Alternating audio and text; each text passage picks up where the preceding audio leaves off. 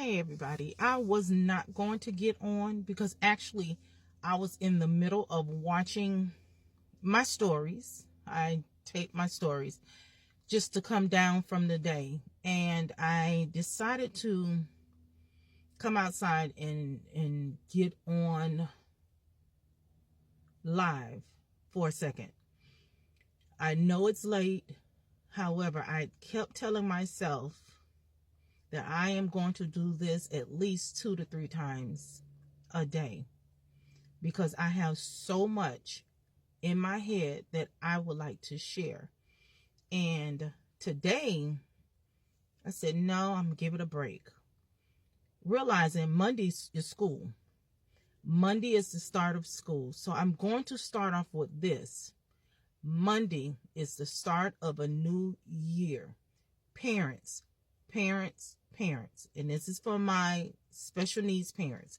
This is for my parents that's, how can I put it? My parents that received a notice that their child should be tested. This is for my parents that it's up here and trying to figure out their way. Listen, don't get pressured. Yes, I'm a teacher. I'm aware that we as teachers, and when I speak to my audience, I'm speaking on behalf of me as a parent, me as a teacher, but I am a parent first.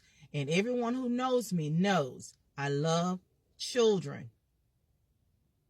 Children, children, children. They do not have a voice without you. So let's be clear. I know that's kind of like straddling the fence, but I am a parent first. And I'm a parent with 2 children, with both have IEPs. See, they both have IEPs. I'm trying to get this camera thing going so I get used to this camera thing. Anywho, we're coming up to a new year in school. You have revals coming up. You have testing coming up. You have transitioning to the next grade level meeting coming up. Write down your questions. Get your questions written down now. So when you get into a meeting, you won't seem to be all baffled and scared, because I understand when you're surrounded by a panel of people, panel meaning more than one person at a table, it becomes a little nerve-wracking. I'm aware of that. But if you write down your questions ahead of time, you're comfortable. Make sure that the math teacher is present and your language arts, the child's language arts teacher is present. And I'm speaking of middle and high. Elementary, you're going to have the same teacher all the time that's going to be present, because they really don't switch classes like they do in middle and high. Write down your questions, because you're your child's voice. Make sure you have your questions written down. Okay? Coming up March, April, that's our testing season. I'm not sure about up north. I'm speaking of Florida. That's our testing season. That's when we do our testing and placement and et cetera, et cetera. Make sure that your child understands what's going on.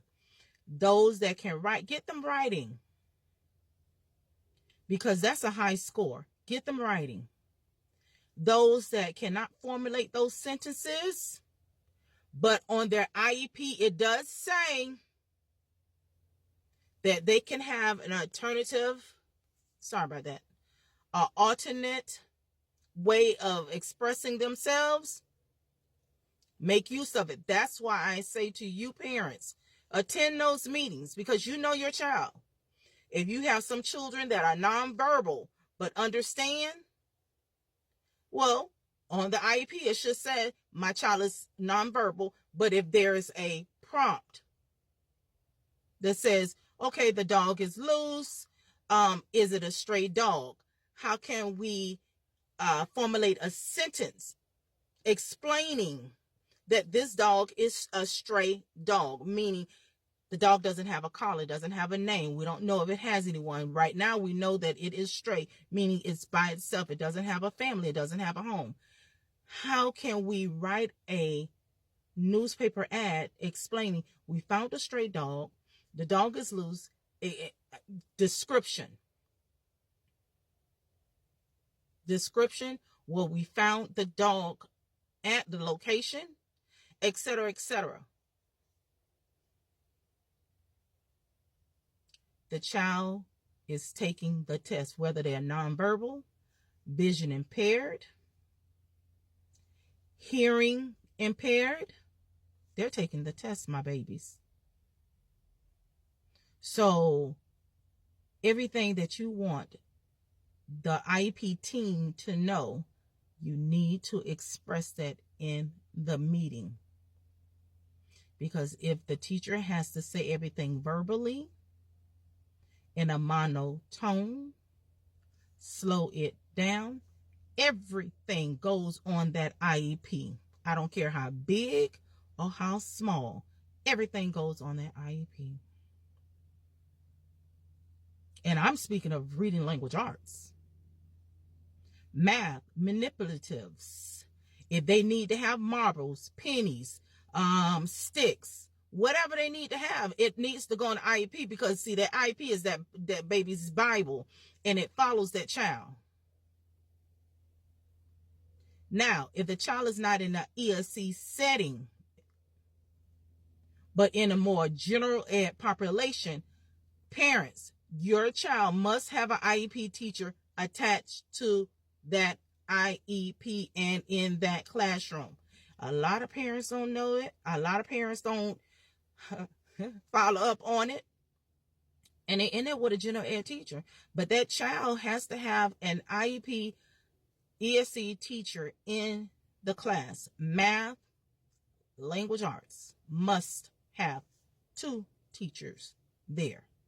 Why? Because after whole group, they'll separate and it becomes small group with that IEP teacher, with that teacher, that ESC teacher. So your child can grasp what they're saying, what they're learning, etc., etc. Okay, and I'm trying to say this as fast as I can to get it all in, because I don't want to lose my audience. But any questions, please inbox me or what have you. I just need you to be there, because this year, January to June, every year, January to June is extremely important. That's how they place the children. That's when it comes up to meetings. And I need you parents to attend these meetings. A teacher and another teacher and the program specialist, they don't need to be sitting in the meetings talking about the child. They see the child every day. They need to talk to the parent, get feedback from the parent, understand what the parent needs and expecting, and the goals that the parent has. Sweetheart, you are a part of that team. I don't care if you have to do it on Zoom. Boss, I have a meeting. It's important for my son and my daughter. Can I please go take a 15-minute break? Go to the restroom, go outside, go in the hallway. I don't care.